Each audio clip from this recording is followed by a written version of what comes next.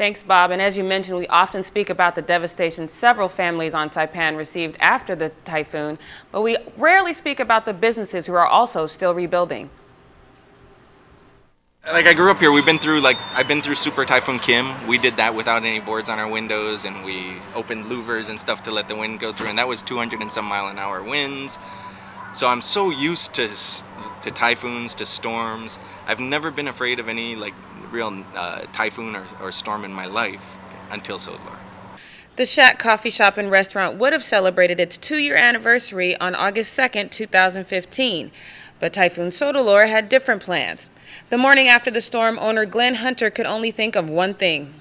Woke up that morning and decided to head over to see my mom, and so en route to see my mom, we passed by the shack, and I remember looking at my wife and telling her, don't look, because we were driving through a ton of devastation.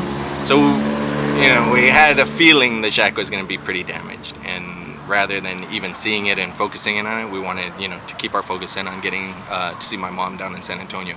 Thankfully, Mom was unfazed by the storm. Yeah. Matter of fact, her first words were, was it that bad?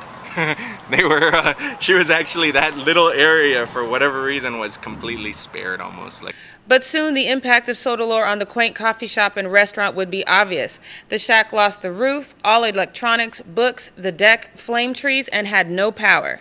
And then, of course, you had all this food. It was a Saturday or Sunday when the storm hit, so that's the day I usually do our full inventory, to go buy everything and stock everything up. So we had big, deep chest freezers full of smoked salmon, cheeses, everything you could think of that we use for our daily menu items. To prevent that food from going bad, a Facebook post went out asking anyone in need to come by.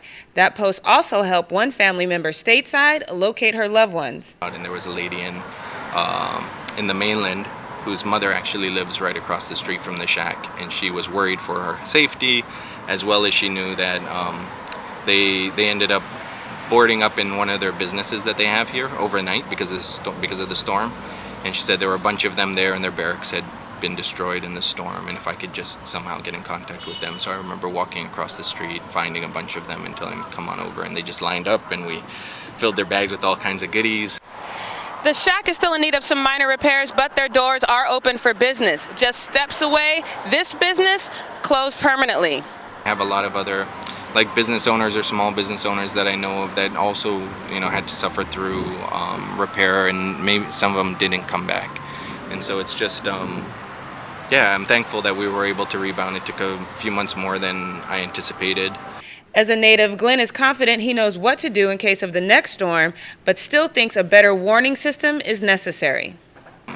But we're experiencing a little bit of a population boom here. We're getting people from off island that are not used to the storms. We take it for granted, but we know when to take it really seriously. I think it is the government's responsibility. We really got to step up our ability to track and to figure out how strong these storms are and to warn the community when they are as serious as Souldelor. And the shack has never looked better or tasted better. We're glad that they were able to fully recover from that. Federal